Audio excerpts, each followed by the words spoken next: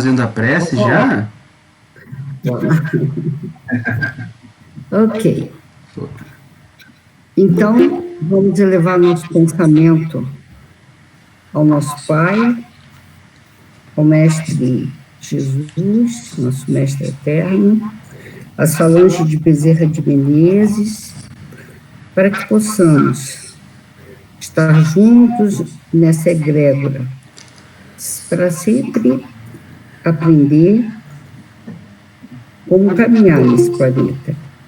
Certamente, o Dr. Orlandi abordará no seu jeito maravilhoso de se expressar alguns recadinhos intuídos pela espiritualidade. Que assim seja, graças a Deus. Que assim seja. Então, nesse momento que nós unimos, então, os nossos corações para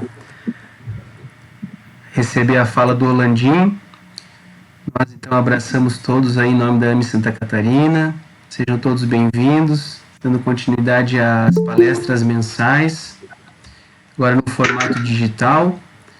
E estou bem feliz que eu estou vendo alguns colegas médicos aqui da área da saúde que eu convidei.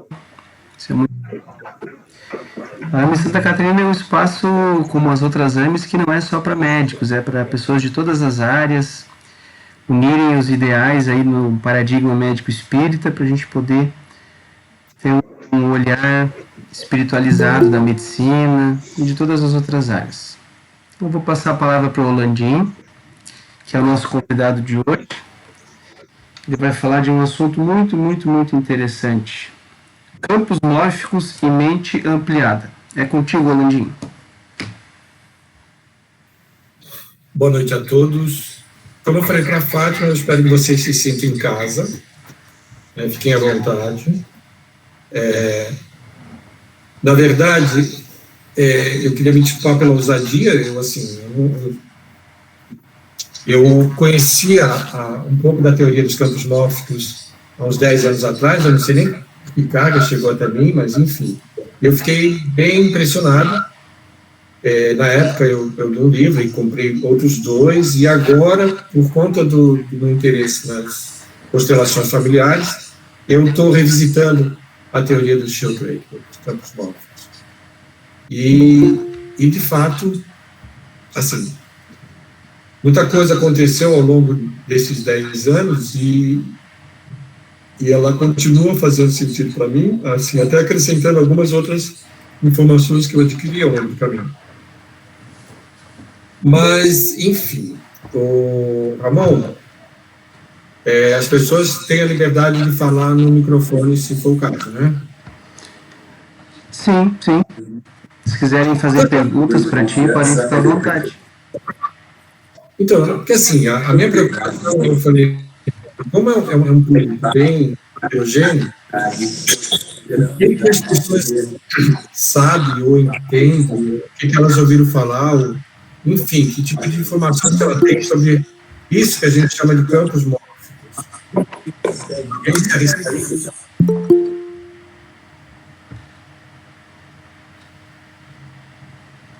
A gente recebeu agora 2 colegas aí que entraram e eu desativei o som de um deles, tá? Só para não dar interferência. Vai lá, Orlandinho.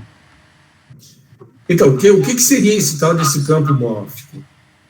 Alguém tem alguma ideia disso?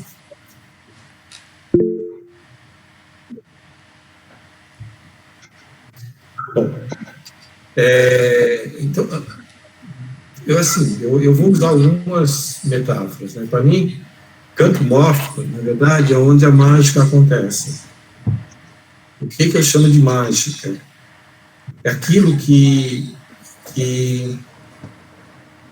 nos impressiona os órgãos do sentido. Ou seja, o que nos impressiona os órgãos do sentido, por trás deles tem uma causa, que é o campo mórfico. Então, é algo imaterial que antecede o que é material. Eu vou mostrar 2 filmezinhos que vai dar mais ou menos a ideia do que eu chamo de campos mórficos. Eu não, né? o Sheldrake. Depois eu vou falar dele um pouquinho.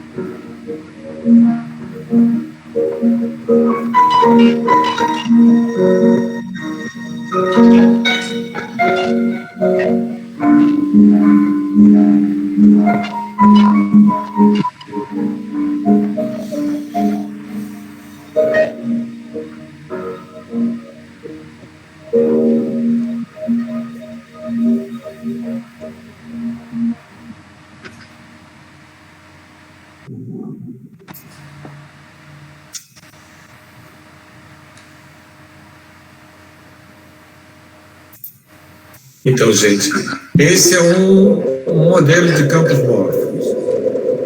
Deixa eu falar que tem alguma coisa ainda falando lá.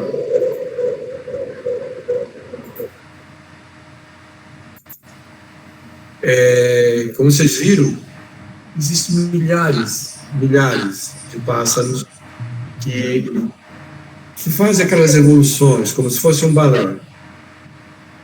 E, estatisticamente, não tem como justificar, por exemplo, uma liderança entre os pássaros para que eles se organizem daquela forma, para que eles façam aqueles traçados, aquelas evoluções.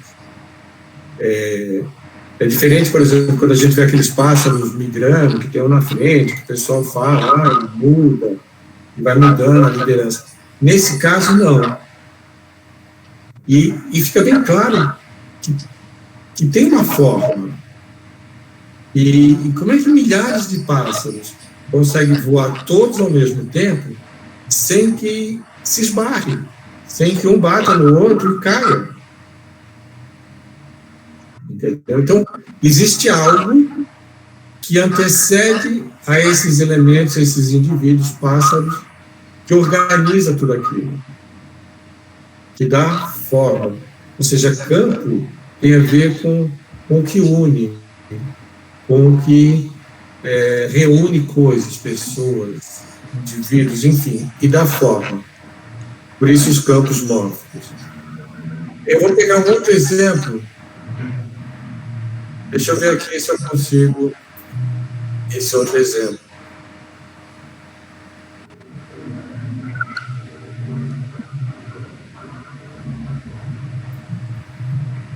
Deixa eu fechar isso aqui. Eu espero que eu consiga, para dar.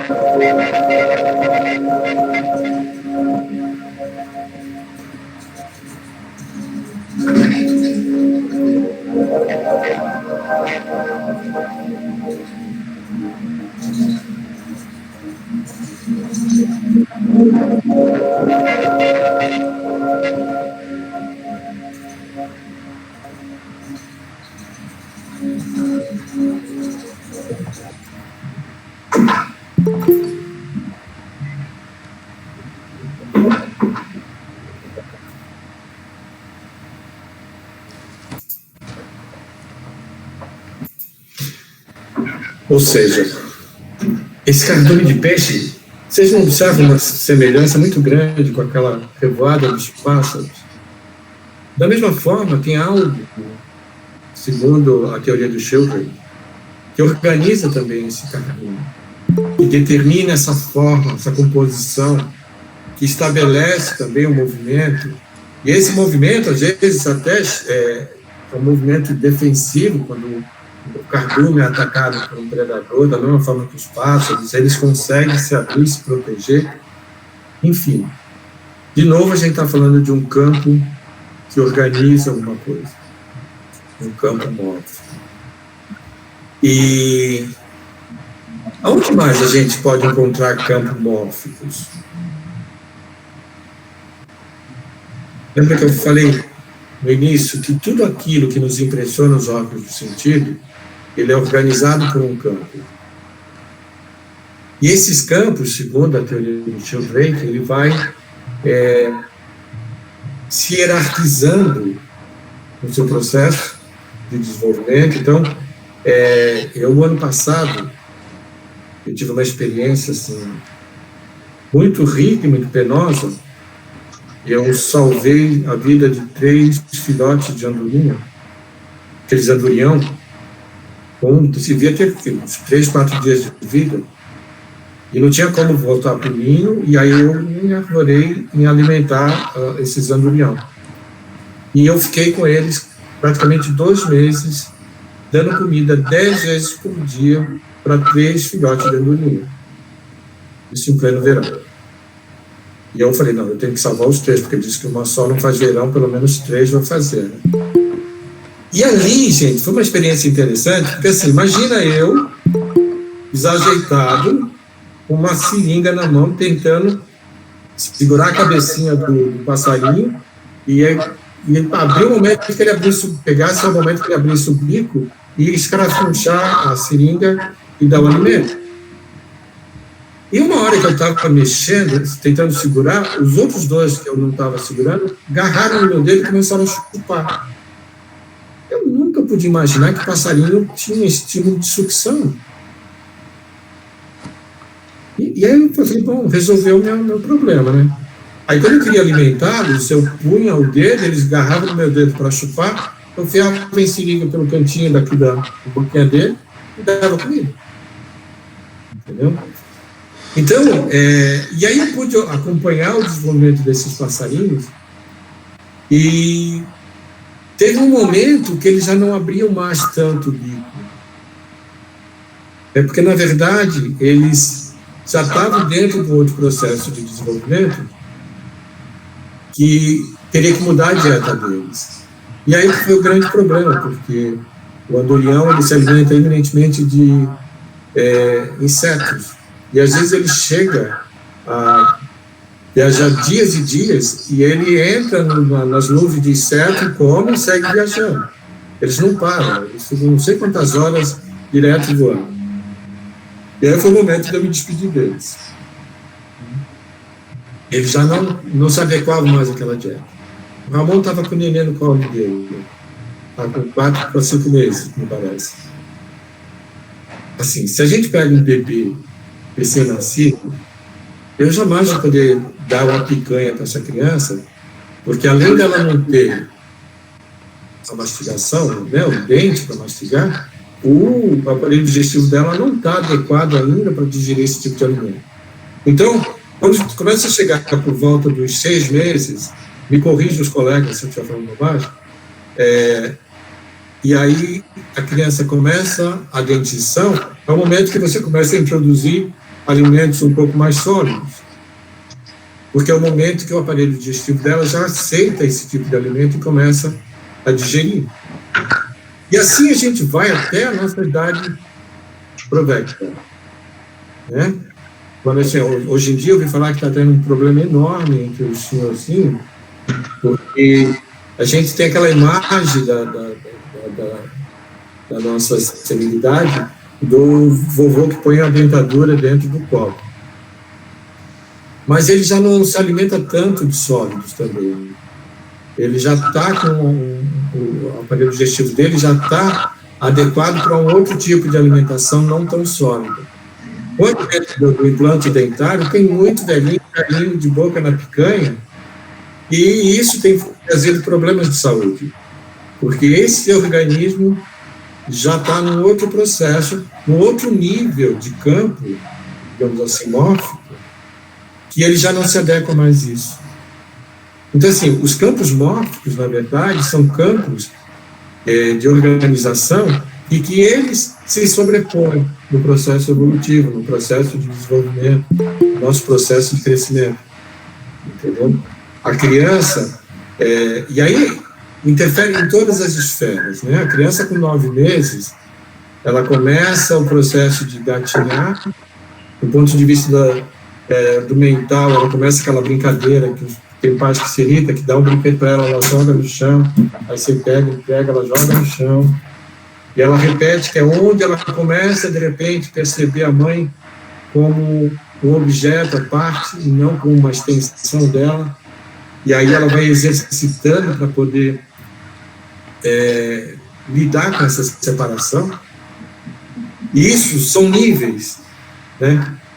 Eu vou contar uma outra experiência que aconteceu comigo, que também traz um pouco a ideia de campos mórficos, dentro de uma visão, de um novo paradigma. Eu me lembro, durante a faculdade, por exemplo, que as mães, eu tinha um professor que era o papa do aleitamento materno no Brasil, e a gente tinha ambulatório junto com as gestantes, quase desde o início da gestação, para explicar a importância do aleitamento, as massagens que tinha que fazer no mamilo, tomar sol para evitar que rachasse o bico do seio, mastite, não sei o que, não sei o que. E aí tinha a teoria dizia o seguinte: quando a criança nasce, inclusive ele punha mães adotivas para aleitar as crianças.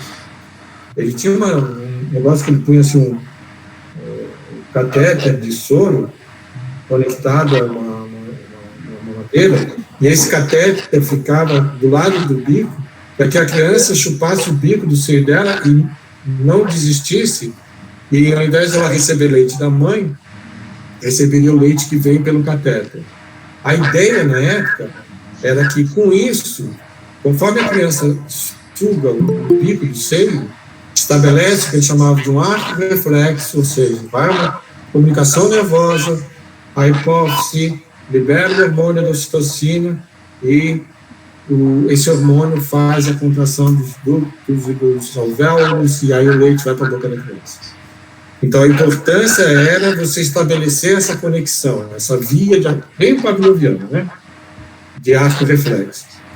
Só que eu tinha uma amiga que ela tinha um consultório de psicologia, dividia com meus colegas, e uma delas tinha tido nenê, o bebê dela estava bem novinho, acho que com 2, 3 meses. Imagina, um trabalhador autônomo, sem pagar previdência, não fica 6 meses de licença de gestação. Ela voltou aos poucos, e tinha um paciente, em específico, que a demanda dele era de muita carência afetiva, e ele era muito imaturo, muito infantilizado.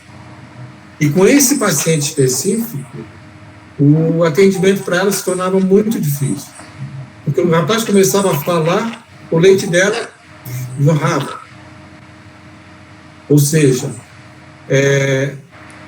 a postura dele despertava nela esse campo que garante o aleitamento.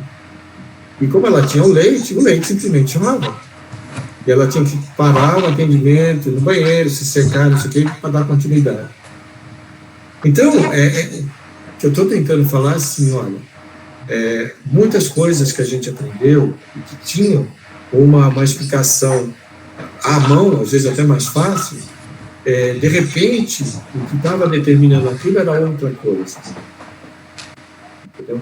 Então, os campos mórficos, eles interferem na organização, por isso que tem uma corrente que fala dos campos morfogenéticos, ou seja, junto com o genoma, junto com a epigenética e os campos mórficos que vão determinar a forma do indivíduo. É aquilo que nós somos.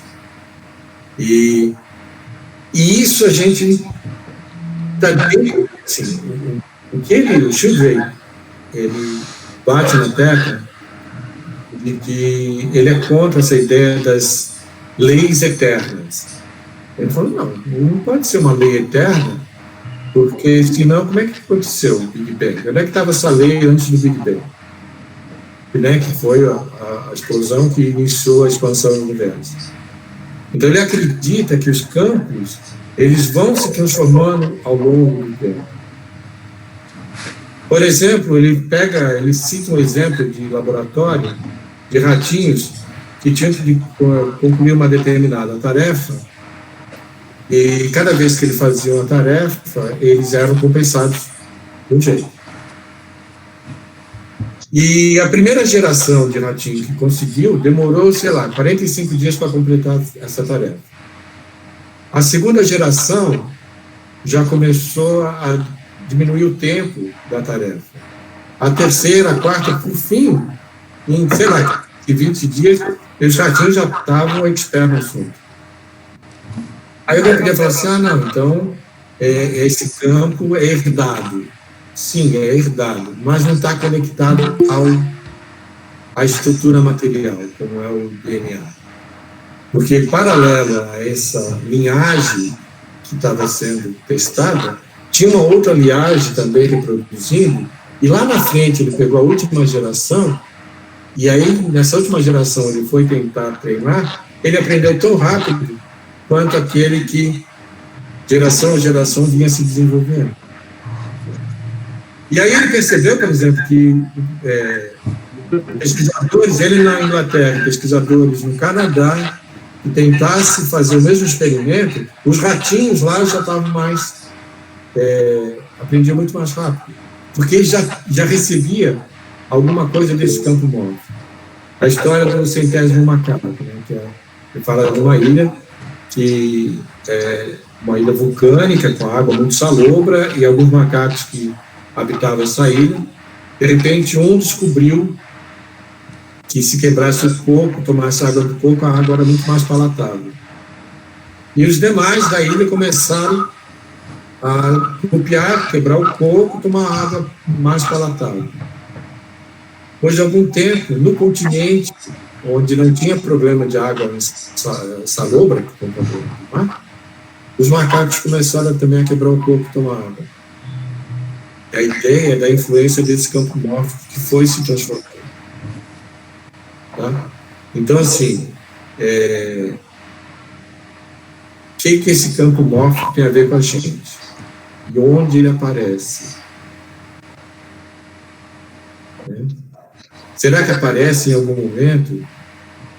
No Sheldrake, ele vai aparecer desde da organização social, política, cultural de uma comunidade, como na organização familiar, ou de um clã, de uma comunidade, e no nível físico também ele vai aparecer, desde lá do início e da concepção, e a gente reproduz todo esse campo de desenvolvimento, porque a gente, quando o óvulo alcança o espermatozoide, de alguma forma ou de outra, a gente é um ser unicelular. E a gente vai evoluindo, e dentro do desenvolvimento embrionário, a gente pode identificar algumas fases. A gente é um peixe, a gente é um vertebrado, por aí afora. Entendeu? E às vezes, por algum desvio de rota, esse campo pode determinar o aparecimento de situações que já não são mais corriqueiras, como crianças com cauda. Isso já teve alguns casos documentados de crianças com o sexto dedinho, Então, na verdade, é um campo que, por algum motivo, uma fratura qualquer, ele se colocou à frente e determinou essa forma. E aí, isso abre alguns paradigmas muito interessantes, inclusive da forma como eu vejo o organismo. Eu estava conversando com o Ramon essa semana, eu falei, e a ideia que eu sempre trago é assim, para os profissionais da saúde, o que acontece com algumas crianças que de repente elas chegam e a queixa da mãe é que meu filho come muita terra. Quem nunca ouviu isso? Crianças que comem terra. O que desperta na gente? Qual a primeira suspeita que traz para a gente? A gente vai pensar um quadro de hipervitaminoose e anemia ferropriva. E o que tem essa anemia ferropriva com comer terra?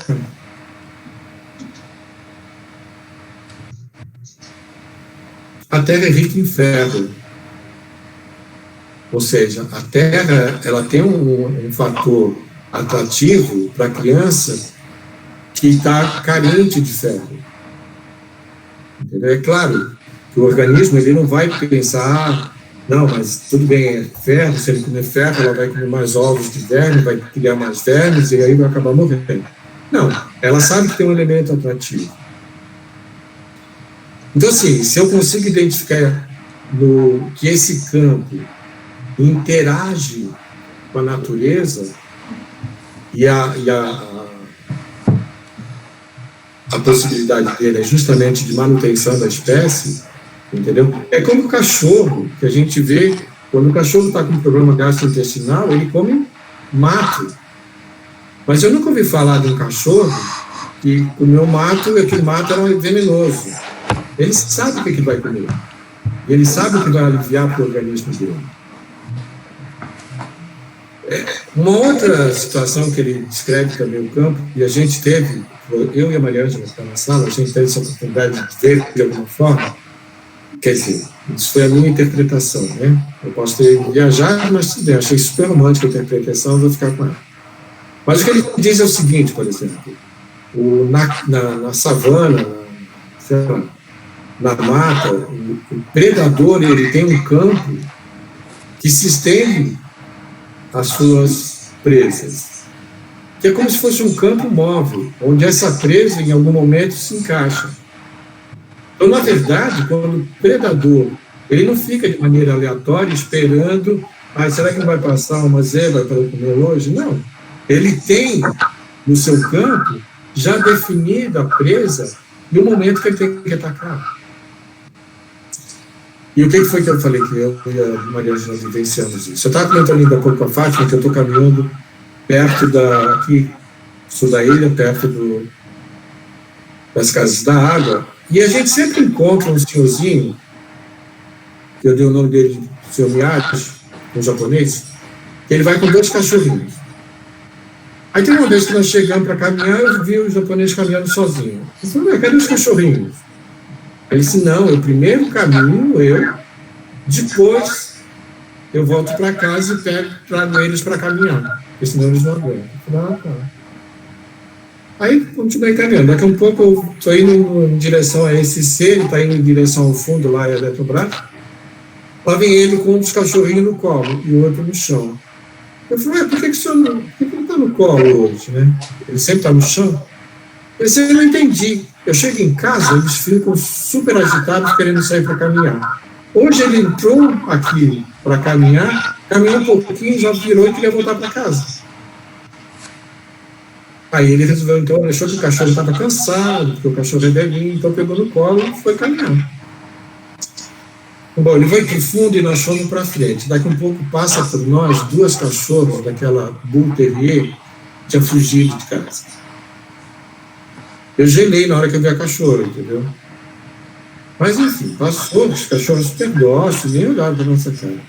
Daqui a pouco que eu olho de longe, as cachorras pegaram, uma das cachorras, a sombra dela, a outra não fez nada, pegava o cachorrinho e sacudia. Eu corri para tentar salvar o cachorrinho.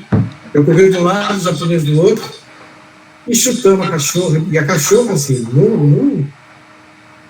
na função dela ali, o músculo dela parecia pedra, entendeu? E não tinha quem fizesse aquela cachorra soltar. E ele segurando o cachorrinho, lembra que estava com dois, e ela ali com o outro, eu fui agarrando aqui no cangote da cachorra e puxei, aí ela soltava, no que ela soltava, ele soltava o cachorro, estava no colo e vinha pegar esse que ela estava na boca. Aí ela dava um safadão e ela pegava o outro, daqui um pouco como se estabacou no chão, caiu, olha, foi um rolo, mas conseguimos separar. Então, assim, qual foi a minha percepção dessa situação? O cachorrinho, quando entra nesse campo, ele percebe que naquele dia tinha algo que ameaçava ele. E a gente viu esses japoneses com esses dois cachorrinhos várias vezes caminhando ali e nunca aconteceu nada. E justamente no dia que eles são atacados, o bicho tem uma reação de rejeição, de querer voltar para casa. E é claro que ninguém entendeu isso. E aí até assim, a gente estava conversando sobre isso também, a Isabel que está na sala, ela até questionou assim, mas será que isso não é intuição? Né, você percebeu alguma coisa? Eu falei, olha, a intuição é a resposta mais fácil dentro de um paradigma. Mas, de repente, aquilo que eu estou intuindo, na verdade, eu posso estar interagindo nesse campo. Eu entrei nesse campo e esse campo despertou alguma coisa em mim. Lembra que eu falei que o campo, ele é onde a mágica acontece, onde, de repente, ele dá forma para as coisas? E esse campo despertou algum sentido em mim, que eu achei que... tanto que veio um rapaz que mora ali perto, um pedaço de pau desse tamanho, e para bater no cachorro. Não põe a mão, que é pitbull, Eu falei, não é pitbull. Parece pitbull, para quem não conhece, mas era um bull terrier. E as duas super queridas, super dóceis. Porque não demorou muito, veio uma mulher feita alucinada com o carro buzinando, a dona das cachorras, com medo que a gente fosse machucar os bichos, né? E ela abriu a porta, os cachorros já entraram dentro do carro, enfim, resolveu a situação. Mas, enfim, então, assim, eu estou falando de um campo que pese seja na história, na hierarquia desses dois canídeos, vamos colocar assim, de predador e de presa. Eles reproduziram isso e reviveram isso naquele momento.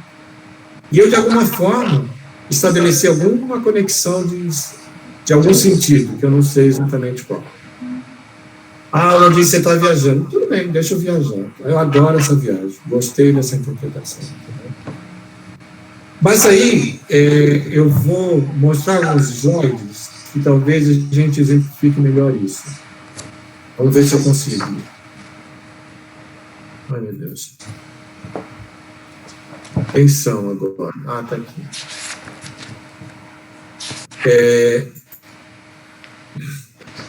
Esses slides, na verdade, eu peguei na internet, muito tempo atrás, e já usei numa palestra. Então, eu vou passar rapidinho alguns slides e vou pular alguns, tá? Então, esse é o Sheldrake. Sheldrake, ele é um inglês, ele desenvolveu essa teoria, essa hipótese teórica, que aguarda uma confirmação científica, que é o que ele chama de causalidade formativa. Já que a ideia de campos mórficos, isso já é desde o início do século XX ou anterior. A ideia de algo imaterial, que determina o que é material, isso vem desde Platão. Na física quântica, por exemplo, David Bohm, ele fala das... como é que ele fala? Das causas, não é causa, ele usa outros termos. Implícitas e explícitas, das leis implícitas e explícitas, ou das ordens implícitas e ordem explícitas. Ou seja, a ordem explícita é aquela que nos toca os nossos sentidos, mas por trás dessa ordem explícita tem uma ordem implícita.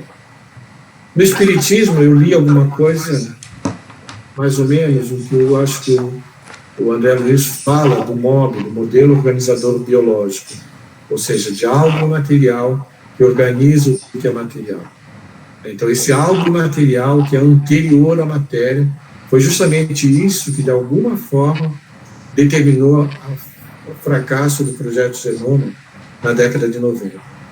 Gastaram milhões e milhões de dólares numa ideia de que você conseguiria identificar todas as anomalias, problemas de saúde, lá no nascedouro, dentro do DNA das pessoas, só que esqueceram que aquilo ali já era o material. E por trás daquilo que tinha a verdadeira causa. Tá certo? Vamos seguir aqui. Então, a apresentação do Rupert Sheldrake, uma transcrição de uma apresentação de Portugal, em 2002, e ele vai lidar com esse livro. Esse foi o primeiro livro que eu li dele, 7 experimentos que podem mudar o mundo. O Sheldrake é biólogo e bioquímico, autor de mais de 80 artigos científicos e 10 livros, ex-membro pesquisador do Royal Society, estudou Ciências Naturais na Universidade de Cambridge, na Inglaterra, também estudou Filosofia e História da Ciência na Universidade de Harvard. E tem mais uma opção de coisa no currículo dele que eu achei que interessante. Olha a ideia de Platão. O mundo abunda em entidades e mudanças. Estas deveriam ser, por conseguinte, de uma determinada maneira, reflexo das formas, das ideias ou das essências eternas, as quais existem fora do tempo, do espaço-tempo, independente de todas as manifestações particular no mundo da experiência sensorial.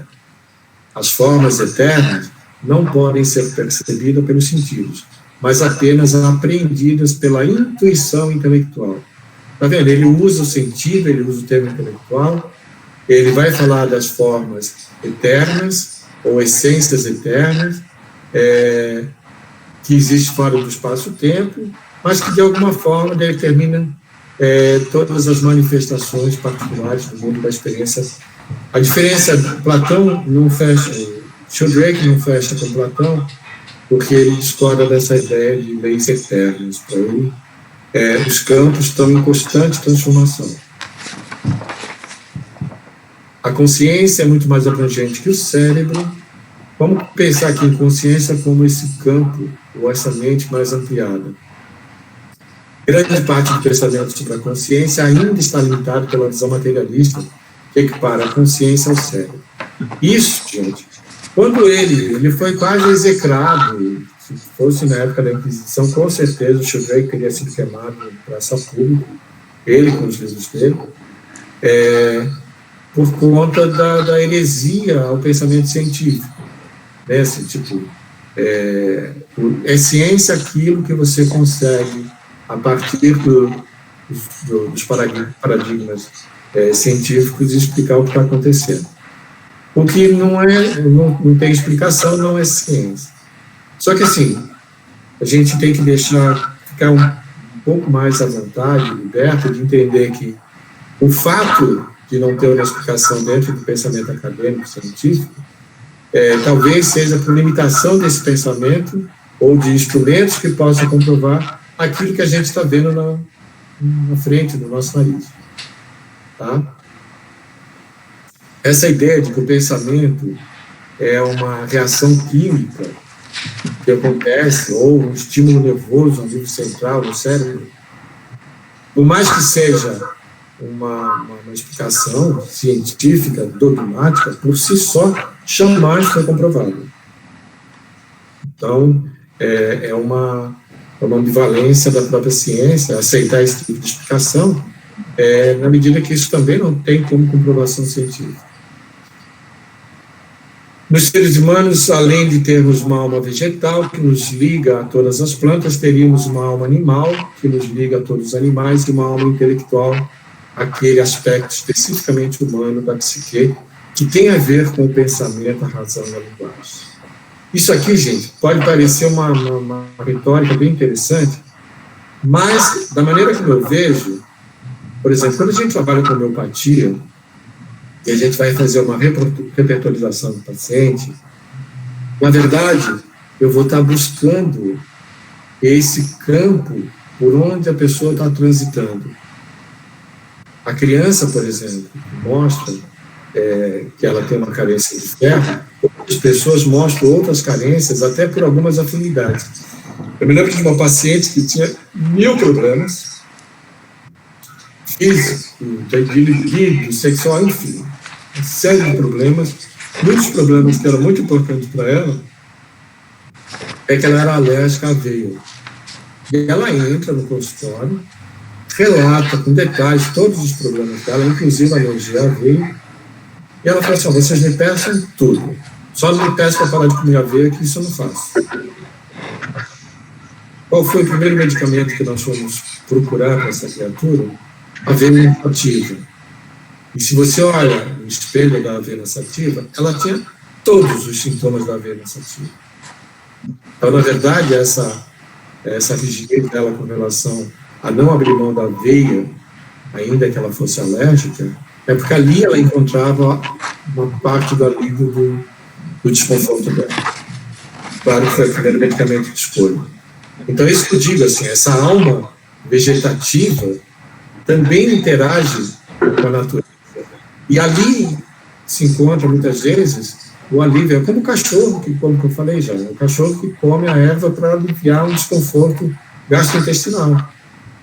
Entendeu? Ele sabe a medicina, qual é a planta, qual é a erva que ele vai comer e que não vai lhe fazer mal, mas, pelo contrário, vai lhe trazer conforto. Ele não vai se envenenar.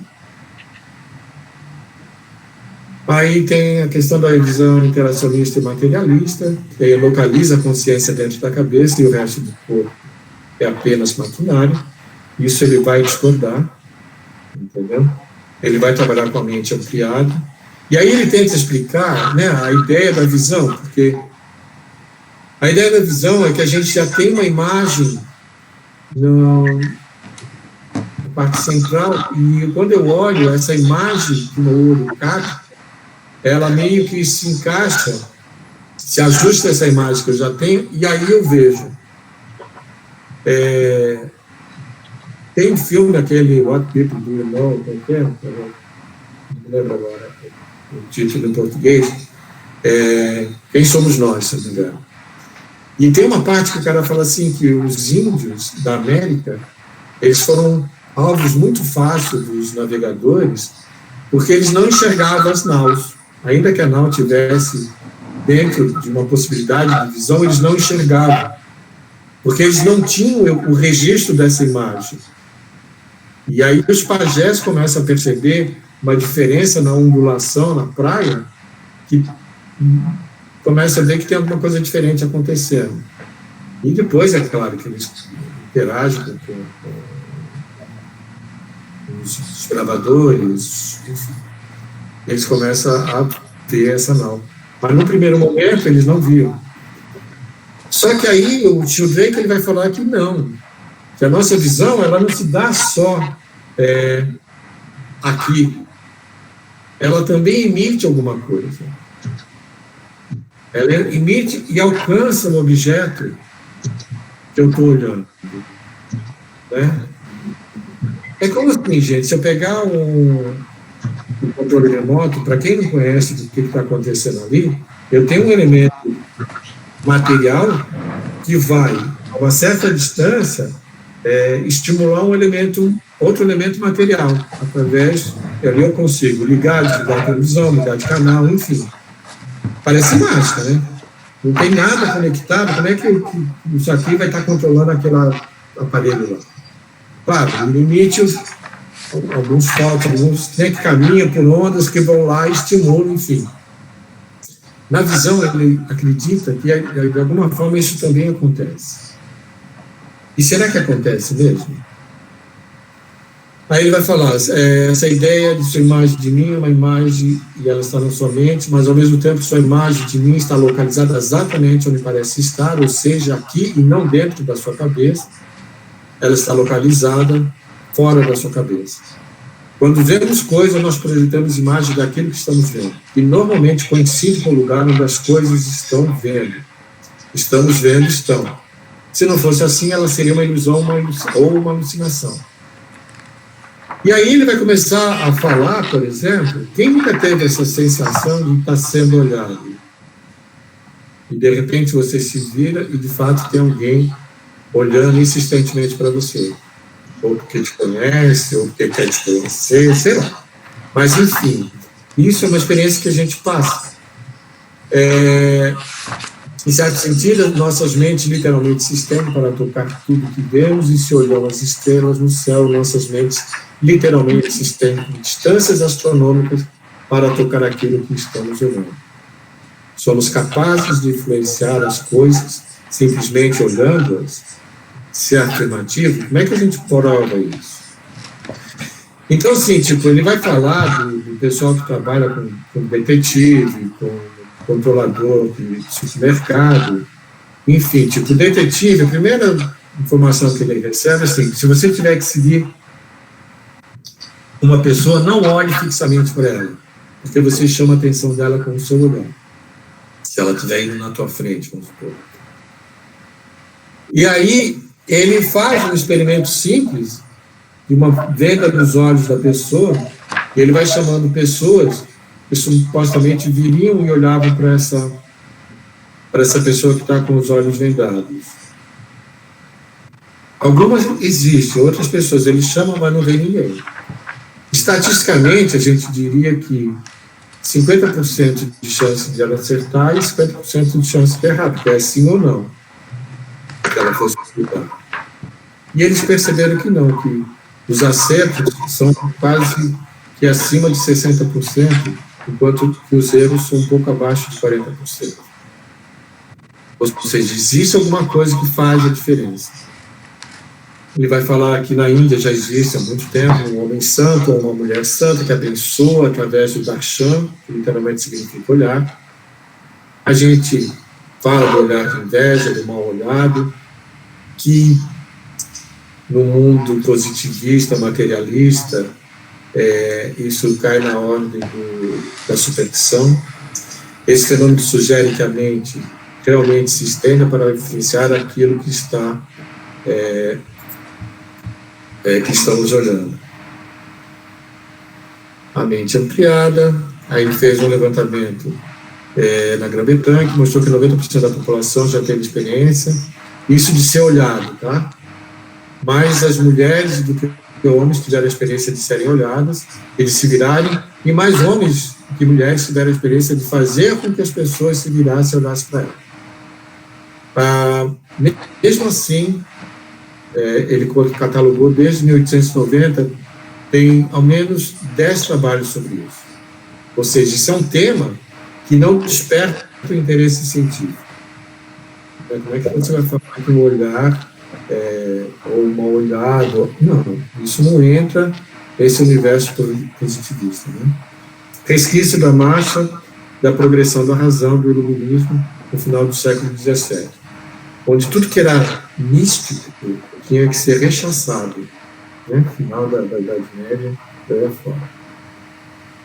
A mente, descrição do experimento, pessoas impares, isso eu já falei. As crianças são mais sensíveis a esse teste do que os adultos. A orientação que ele dá aos detetives,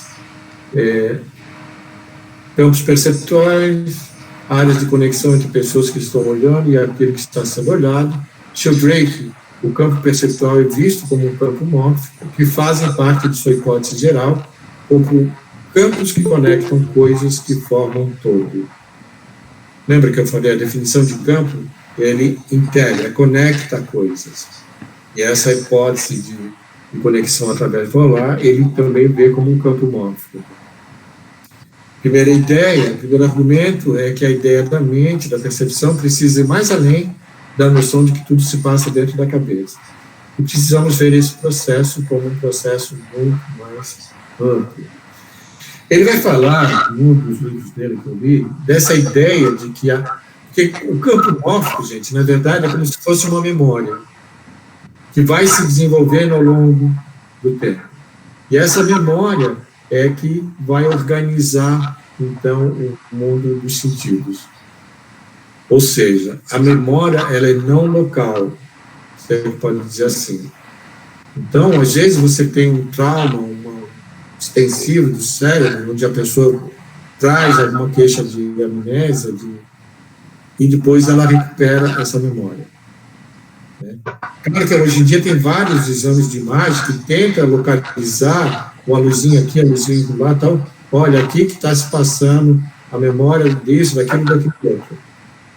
Quando, na verdade, a ideia do campo mórfico, ele abre a possibilidade de que o que a gente está identificando no exame de imagem é a expressão da memória. É a expressão da memória na resolução material. Certo? Aí ele explica o que é um campo magnético, mas, ao mesmo tempo, ele fala que os campos mórficos não se encaixam na definição de um campo magnético. Então, aí o grande problema da comprovação científica. A comprovação científica, ela tende a ponderar, a dar atributos físicos. O campo magnético, com o ímã, você consegue ponderar o que está acontecendo ali. No campo mórfico, não. Uma outra ideia do campo mórfico que ele vai trazer é justamente na questão dos membros amputados. É muito conhecido, por exemplo, sensações, dor, coceira, enfim, no membro fantasma. Se vocês observarem aqui tem um ponto da amputação da perna direita dessa criatura, e aqui continua o campo mórfico que organiza a perna. Ou seja, ele perdeu a resolução material, mas ele continua com o campo que organiza a perna. E por conta disso, ele continua tendo sensações. Tinha um camarada em São Paulo, Pedro Sandor, ele era, acho que, húngaro. Ele veio para o Brasil por ocasião da Segunda Guerra, fugido do Holocausto, enfim. Ele desenvolveu uma técnica, que é a técnica de massagem, de calatonia, justamente com o trabalho. Ele era médico já durante a Segunda Guerra, e ele trabalhou muito tempo com mutilados de guerra.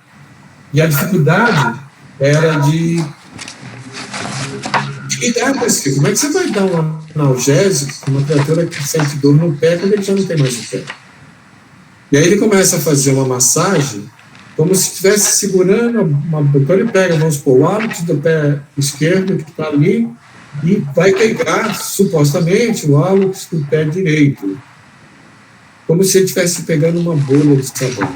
E ele percebeu que essa técnica de calatonia fazia alívio muito grande para essas pessoas que tinham queixas de dores no membro fantasma. Ou seja, ele esbarrou no que o Sheldrake vai chamar de campos mórficos. Eu acredito que é possível que o braço ou a perna fantasma está, na verdade, ele parece estar. Isso que é curioso, assim, né? Que a ciência vai falar que a pessoa sente dor porque a imagem corporal dela está registrada a nível central no cérebro, então o que ela sente é uma dor de nível central, ele acha que é na perna. Mas não é na perna porque a perna não está lá. E ele contraria isso, ele acha que a pessoa sente dor na perna porque a perna está lá. Ou pelo menos o campo que organizava essa perna. E aí eles observam que essas pessoas que tiveram membros amputados e que tinham queixas no membro fantasma eram os candidatos mais bem-sucedidos na colocação de uma prótese. Ou seja, o campo continuava a sua função organizando algo material, ainda que não fosse a perna original. Né? De novo, o campo mórfico, modelo organizador biológico, ou, como os vitalistas chamavam, o padrão de organização, que é o imaterial, a parte que organiza isso. Então, à medida que a pessoa tem preservado esse campo, esse membro fantasma, essas pessoas são bem mais bem-sucedidas na colocação. Aquele navegador, Lars Grael, que perdeu a perna num acidente, ele até hoje anda com muleta. Ele falou que ele não tem, ele tinha. Assim, a pessoa poder aquisitivo altíssimo, teria o menor problema de conseguir uma perna mecânica, mas não se adaptou. E ele não sente nenhum desconforto no corpo, então ele continua navegando, ele anda com uma muleta. Então, o fantasma do braço da vida prótese encaixa-se com uma mão em uma luva, e as pessoas que não têm fantasma têm muita dificuldade de se adaptar à prótese. A noção médica acredita que o fantasma é produzido dentro do cérebro. Eu já falei. Aqui, ó, o campo como detectar em relação ao membro fantasma o que está realmente lá. Você vê. É justamente a imagem da calatonia. Algumas pessoas capazes de ver corpos sutis e outras envolvidas na chamada medicina energética afirmam serem capazes de sentir esse campo corporal. Há algumas pessoas que praticam a técnica chamada de toque terapêutico, ou calatonia. Aí foi feito um experimento, gente, imagina essa porta que tem aqui, sei lá, 1, 2, 3, 4, 5, 6, 7, 8 golpes. Essa porta separa 2 cômodos. No cômodo vai ter algumas pessoas com membros amputados. No outro cômodo eles colocaram um vidente. E numeraram cada gomo desse, 1, 2, 3, 4, 5, 6, 7, 8. O que tem o membro amputado, que está na parte do cômodo fechado, eles sorteiam um número, de alguma forma, e aí, digamos, saiu o número 4. Só quem está lá dentro sabe que número que é. Digamos que esse aqui é o número 4. Ele vai e tenta transpassar aquele braço fantasma, até encostar no corpo. O vidente do outro lado, com uma margem bem maior de acerto, ele consegue identificar em qual dessas janelinhas a pessoa enfiou o braço. Esse experimento teve uma dificuldade muito grande com esses experimentos, porque, digamos que o primeiro foi o número 4. O segundo, que estava na sala, sorteou, saiu o número 7. Só que esse, quando ele enfia o braço aqui, ele deixa, de alguma forma, algum tipo de impregnação que confunde o vidente. Ele falou que é um experimento que é válido, mas que deveria ser reproduzido com portas diferentes para cada uma das pessoas com o membro amputado. Entramos agora numa outra área de experimentação particular interessante em relação aos efeitos da mente à distância. Aqui, gente, eu falo que a gente interage com outros elementos, não só das nossas espécies. Quem nunca ouviu falar do cachorro que espera o dono na hora que o dono está chegando em casa? O cachorro já se posiciona para receber esse dono. Aí, essa explicação, ele está acostumado com o horário, ele escuta o barulho do carro, ele sabe que não sei o que, enfim. Tem várias explicações. O fato é que o animal está ali sempre que o dono chega. Aí ele resolveu fazer um experimento. O que ele fez? Ele conversou com o dono do cachorro, e o dono do cachorro topou a ideia, ele foi na casa, prendeu, fixou uma câmera que apontava exatamente para o local onde o cachorro parava para esperar o dono. Sentava ali bonitinho esperando o dono. Deu um bip para o cara, para a pessoa, e entrou em contato com a chefia do trabalho, explicou da situação do experimento, que eventualmente a pessoa teria que abandonar o serviço, em horários diversos. E ele falou para a pessoa assim: olha, nós vamos, você faz o seu trajeto normal, de preferência tenta avaliar a condução, se um dia vem de ônibus, outro dia vem de táxi, outro dia vem de ônibus, sei lá, a pé, e os custos eles cobririam tudo. E, na verdade, sim, na hora que eu bipar você para tudo que você está fazendo, fecha as suas coisas e vai para casa. Ou seja, o bip era o sinal para tomada de decisão para ir para casa. E na hora que eles bipavam, tinha alguém vigiando a câmera. No que ele bipava, a pessoa fechava a bolsa, o cachorro já corria e ia para a porta. Ou seja, em horário diferente, antes de chegar carro, antes de chegar o que fosse. E, estatisticamente, isso foi assim, mais, sei lá, de 70%. das vezes o animal fazia isso. Teve um dia que o cachorro não fez e eles ficaram intrigados porque o cachorro não fez, e aí eles descobriram que a cachorra da vizinha estava no cio, e aí o cheiro do cio da cachorra despertou mais o interesse dele do que a dona está chegando no trabalho. E eles perceberam também que os gatos fazem isso, só que o gato percebe, vira de lado e continua fazendo o que está fazendo. O gato é mais...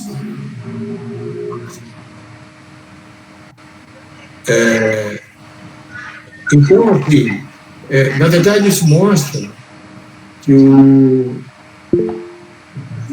a gente interage dentro de um mesmo campo entre eu e o cachorro. Entende? Entre o leão e a corça que ele vai comer. Entre espécies distintas que coabitam, de repente, no mesmo espaço. Entendeu?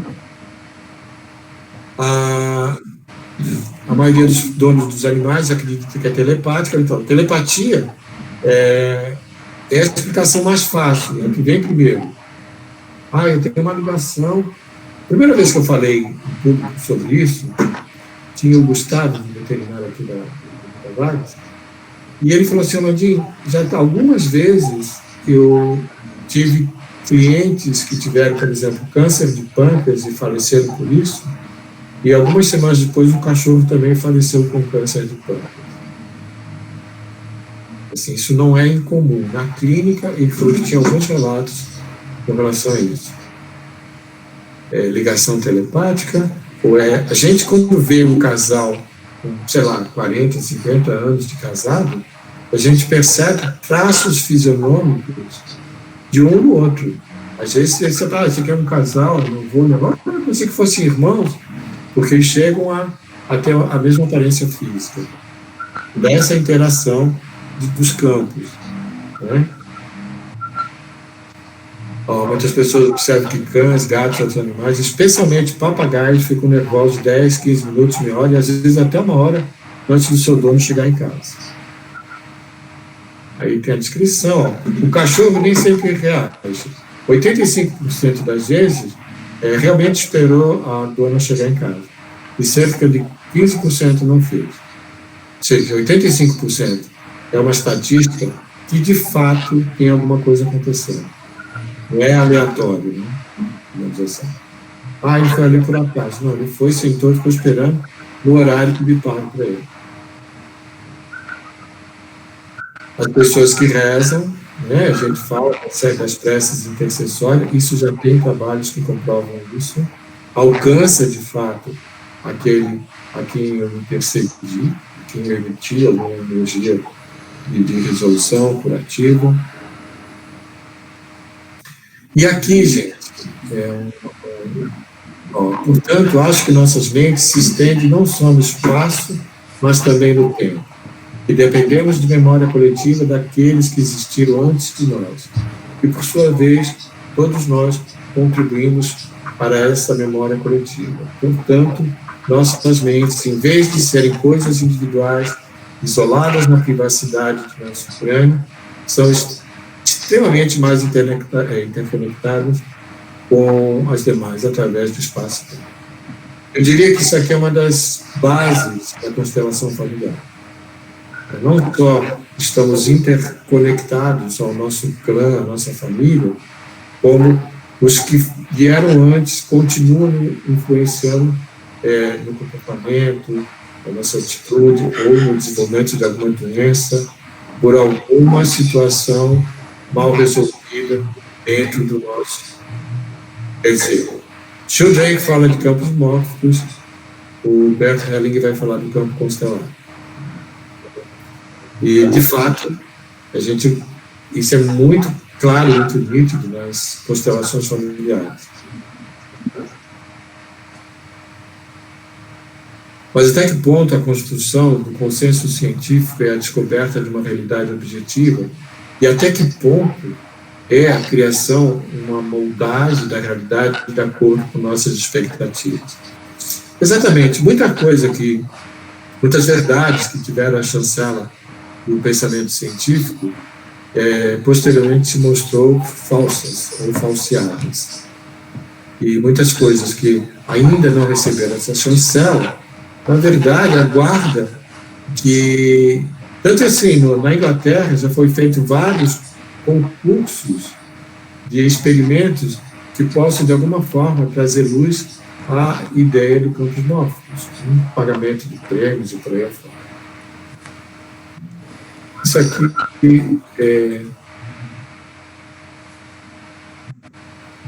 Isso aqui é o Coríntios, a primeira epístola dos Coríntios, aos Coríntios, do versículo 12, do 22 a 27.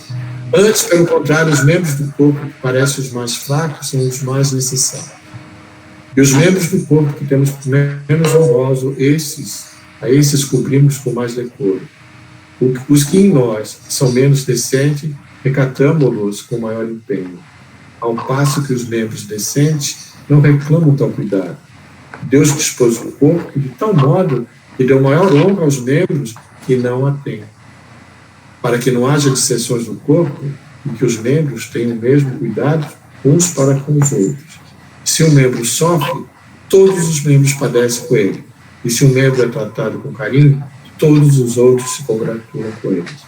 Ora, vós sois o corpo de Cristo e cada um de sua parte é um dos seus membros. Aqui, gente, quando a gente pega, por exemplo, quando Jesus é questionado qual é a maior lei, ele fala, primeiro que ama teu Deus com todo o teu empenho, teu coração, com todo o teu amor. E o próximo é a ti mesmo. Na verdade, a mensagem, creio eu, que amar o próximo é amar a si mesmo. Porque esses dias eu estava conversando com o pessoal da constelação, eu falei, olha, gente, a imagem que eu faço da constelação é uma bacia de água, com cubos de gelo boiando. Ou seja, você consegue identificar as individualidades dentro da bacia com água, mas não existe solução de continuidade que separa um cubo da água e, por sua vez, um cubo do outro cubo. Então, não tem como não amar o próximo como a mim mesmo. Essa é a única maneira da gente seguir o nosso caminho evolutivo. Amareis o vosso Deus de todo o vosso coração, de toda a vossa alma e de todo o vosso espírito. É o primeiro e maior mandamento. E eis o segundo, que é semelhante àquele. Amareis o vosso próximo como a vós mesmos. Toda a lei e os profetas estão contidos nesses dois mandamentos. Ou seja, não tem como escapar disso. Obrigado. Eu saí disso. Mais ou menos isso, gente.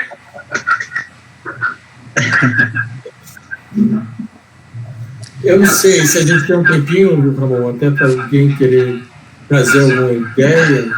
Sim, a gente tem até as 21 horas e tem alguns comentários e algumas perguntas ali no espaço para o chat. A Nídia Tavares colocou às 19h59. Uma pessoa que, por exemplo, comete o suicídio se distanciou do campo mórfico da família na qual estava inserida?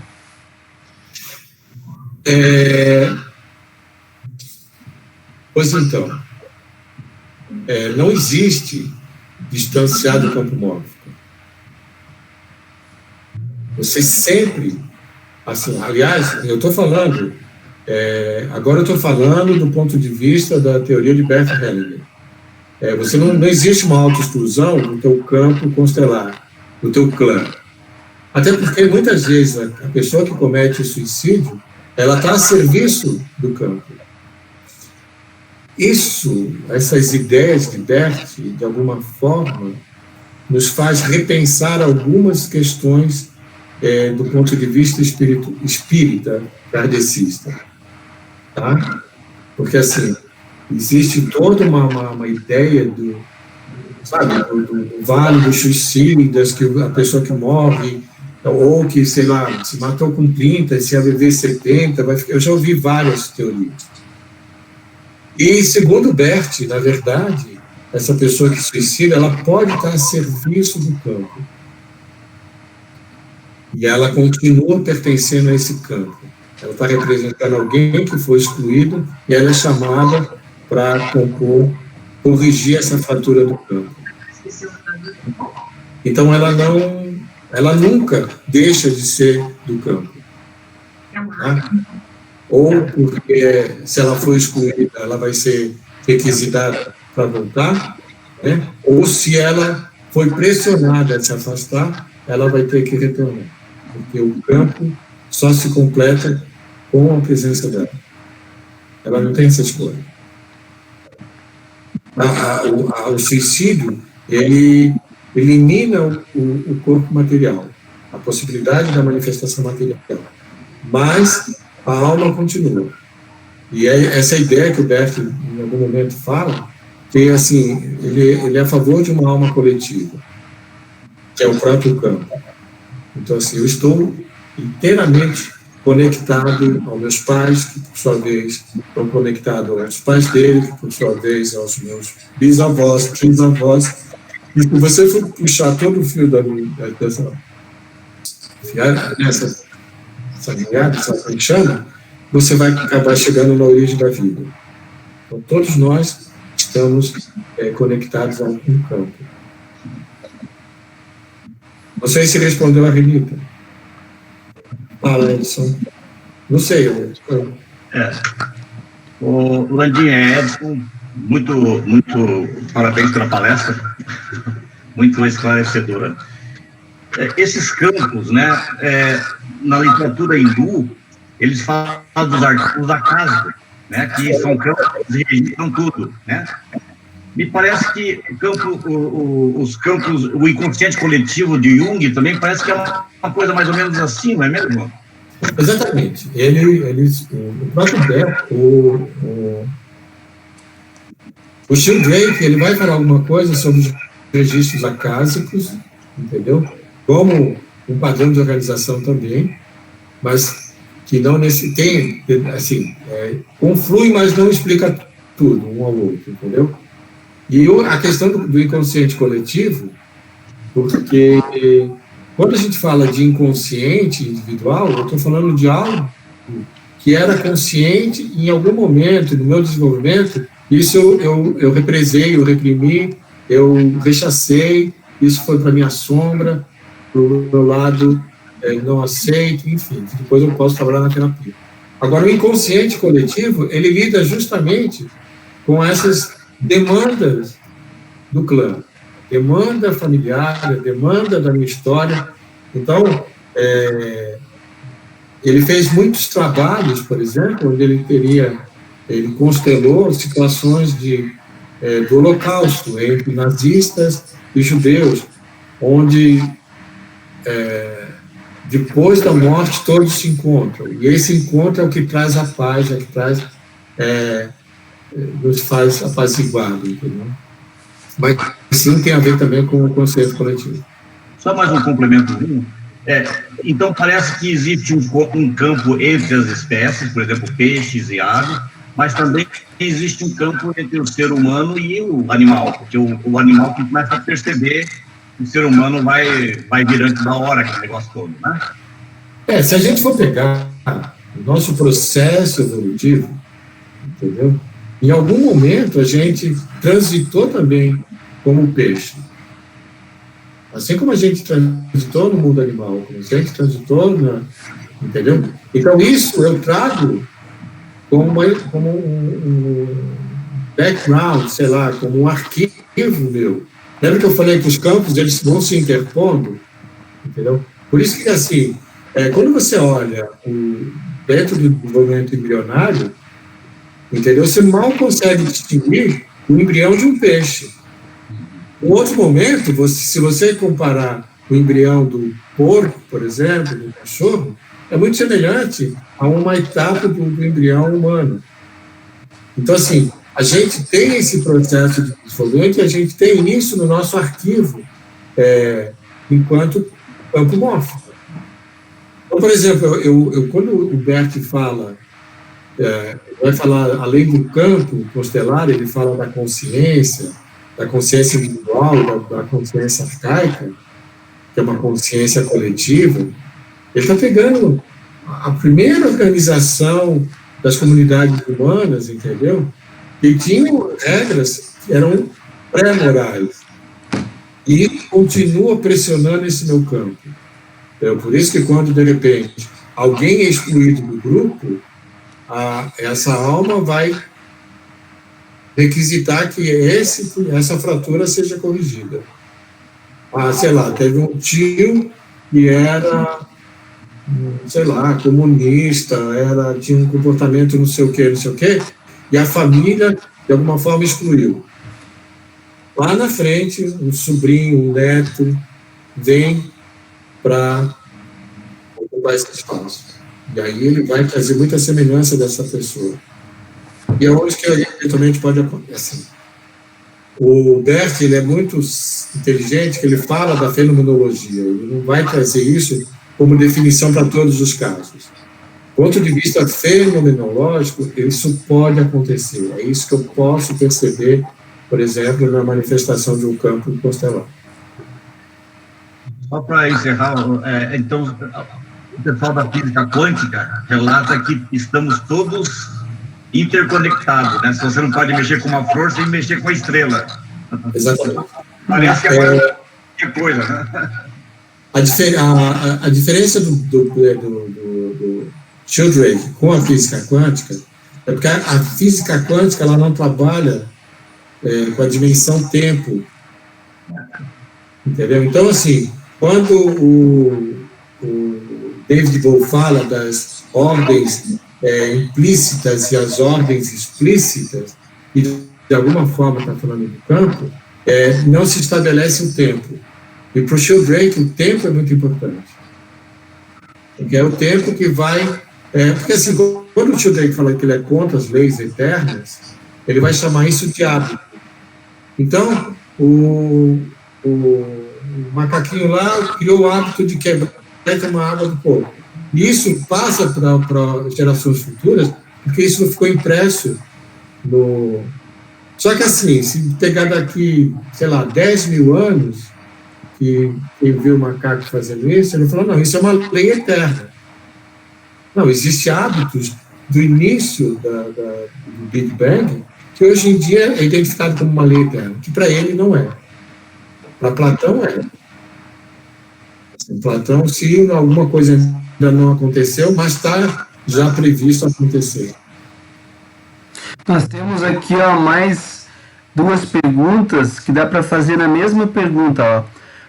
Os campos morfogenéticos, então, influenciam nossa intuição? E aí, depois, um exemplo pode ser aquele tipo de situação que, instantes antes de uma pessoa ligar, a gente pensa em ligar para ela? Então assim, vamos fazer uma distinção, o que é campo mórfico e o que é campo morfogenético. O campo morfogenético é aquele que vai estar organizando o desenvolvimento do organismo, do ponto de vista genético. O campo mórfico é o campo de interação em outros níveis, entendeu? Então, assim, quando eu falo intuição, é aquilo que eu digo, é a explicação mais fácil, é o paradigma corrente. Eu tive uma intuição. Na verdade, alguma coisa me despertou algum sentido, entendeu? Que fez com que eu chegasse a determinada conclusão. Só que, como eu não tenho nome para isso, a explicação mais fácil seria a própria intuição. Jung também fala disso. Né? Jung ele fala que não tem coincidência, tem sincronização, sincronia. E se eu estou falando que é como gêmeos idênticos, quantas histórias tem que o camarada vive no sul da América do Sul, o irmão bate a cabeça lá no Canadá e o outro reclama aqui que está uma dor de cabeça terrível. Ou seja, existe sim uma interconexão, entendeu? Existe uma sincronia de campos. Eu falo dos gêmeos idênticos porque é o mais fácil para a gente justificar. Mas não só com gêmeos idênticos acontece. Quem nunca lembrou assim de eu vou ligar para a Fátima. Aí ligo, um dia ia pegar o telefone para ligar para você. Na verdade, os nossos campos estão interagindo. E como nossos campos interagem, eles despertam o mesmo estímulo. Isso se eu formular uma explicação do ponto de vista do campos mórficos. Entendeu? Então, assim, o que Jung fala da sincronização, da interconexão entre as pessoas, o campo é justamente... Lembra que eu falei que a definição de campo é aquilo que une, que organiza. Entendeu? Então, assim, eu estou interconectado com várias pessoas, ou mais intensamente, outros culturalmente, ou por espécie, ou por família, enfim. Entendeu? Isso é como eu entendo o campo mórfico. Isso aí, gente. Temos aí, então, mais alguns minutos para perguntas, já agradecendo de antemão aos que contribuíram aí, ao Edson, ao pessoal que escreveu, assunto interessante. Você falou dos cães, né? Mas você deve ter lido lá no livro do Sheldrake que o negócio de um gato também, que o marido da mulher viajava e ela não sabia quando é que ele ia ligar para casa. Quando o gato pulava no telefone, de noite ou de manhã, ela sabia que em minutos ele ligava. Então o gato percebia, ele viajava em países ali da Europa, com um fuso diferente de horário. Então, às vezes, ele ligava de noite, de manhã, de tarde, quando ela não sabia, o gato pulava e ficava no telefone. Ela sabia e esperava o telefone do marido, que era impressionante. Ele conta essa história do gato, né? Providencial, algumas pessoas têm um gato em casa, pelo jeito. Gato papo, né? O gato dedo duro. Exatamente. Muito bom, muito bom. Gente, assim, o tema é belíssimo e é muito extenso. Entendeu? Assim, esse é um dos livros que eu li, que é a presença do passado, que ele escreveu no início da década de 80, acho que 82, entendeu? Eu acho que foi esse livro aqui que ele quase foi linchado. E é fantástico. Ele vai falar, por exemplo, quando a gente pensa na organização molecular.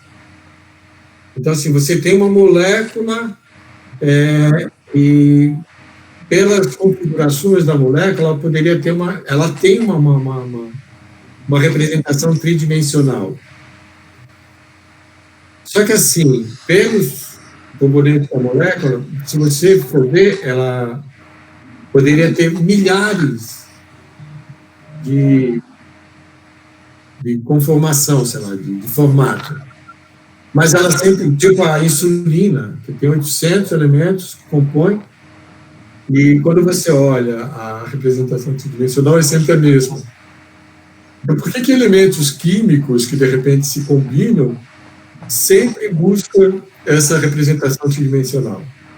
É porque tem alguma coisa no nível molecular que está determinando. Isso que eu digo, campos mórficos, ele organiza o universo, organiza o nosso sistema solar, entendeu? Organiza o planeta, e organiza a nossa vida. E ele é atemporal. Por isso que, na constelação familiar, entendeu? Eu posso ter uma atitude, segundo Bert, sabe? Não generalizando, que ele é contra a generalização, mas eu posso ter uma atitude infantil de contribuir para a minha própria morte, porque eu estou identificado com a minha mãe que morreu e eu digo, antes eu do que você. Mas como assim você vai morrer se ela já morreu? Tá, o campo não existe tempo, ele é atemporal. Então, a fidelidade, isso também aparece muito na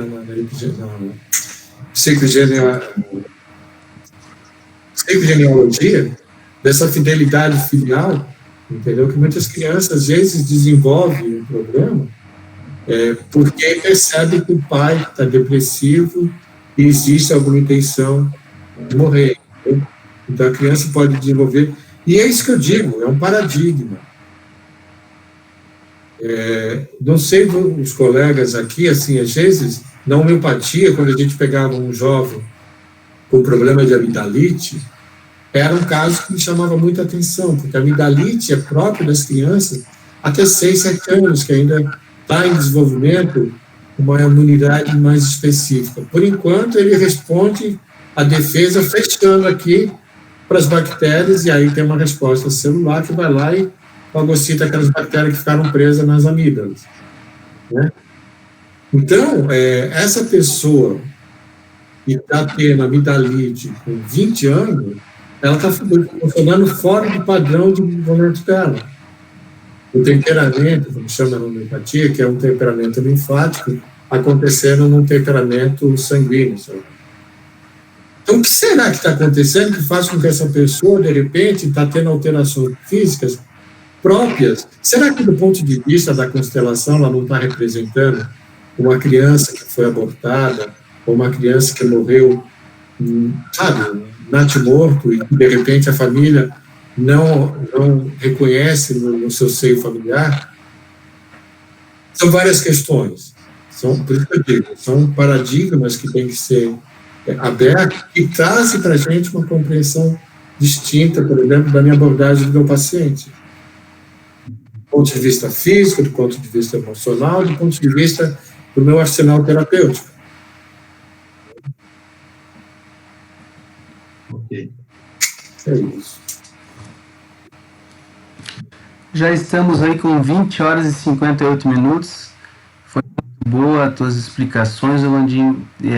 Pelo menos em mim, citou uma série de reflexões, de exemplos da vida prática, um convite a mais sobre o assunto, né? E a gente está, então, em mais um encerramento da palestra pública da AME Santa Catarina, já agradecendo a presença de todos, das outras AMEs também. Quando a Eunice me passou o cronograma de palestras do ano, eu achei bastante interessante essa palestra, assim como as outras. E como nós sabemos, a doutrina dos espíritos, nas reflexões de Allan Kardec, nós precisamos beber de vários autores, várias fontes, para que a gente possa entender de forma racional, argumentativa, o que é o fluido cósmico universal, o que é essa tríade espírito, matéria e Deus, né? E da minha parte, gente, deixo um abraço aí a todos, abraço da AME Santa Catarina, e passo a palavra para a doutora Eunice fazer a prece de encerramento. Se o Orlandinho quer dar as últimas palavras ainda, te agradecemos, tá, Orlandinho? Obrigado a vocês, professor.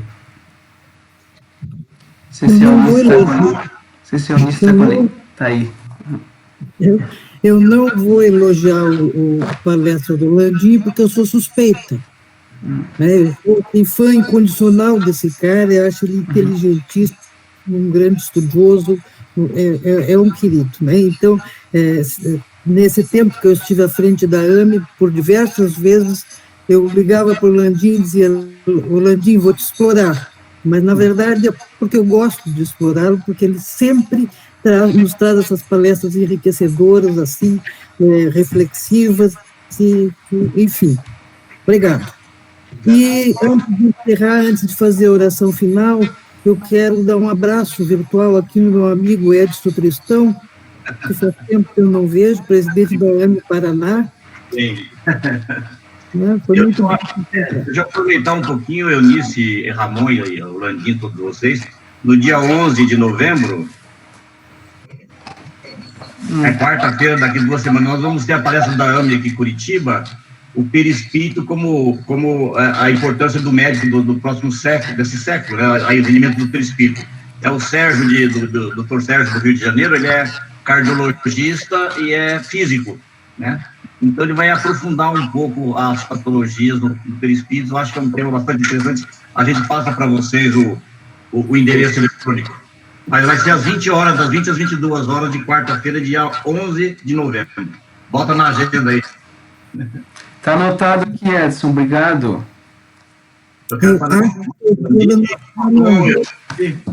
e todos vocês, uma bela palestra. E o conhecimento é assim, né?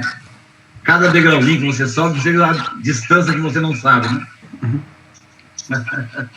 Momento bonito esse de aprendizado. É verdade. Então, vamos agradecer a Deus, a Jesus, a toda a espiritualidade amiga e bondosa que nos acompanha sempre nas nossas reuniões, Dr. Bezerra de Menezes e a doutora Marlene Nobre, que com certeza se fazem presentes. Agradecer por esses momentos de reflexão, de aprendizado, e pedir que nos acompanhem no resto da noite, no resto dos nossos dias, para que tenhamos uma noite tranquila e que nos traga paz, saúde e entendimento. Pai nosso, que estás nos céus, santificado seja o vosso nome, venha a nós o vosso reino, seja feita a vossa vontade, assim na terra como no céu. O pão nosso de cada dia nos dai hoje.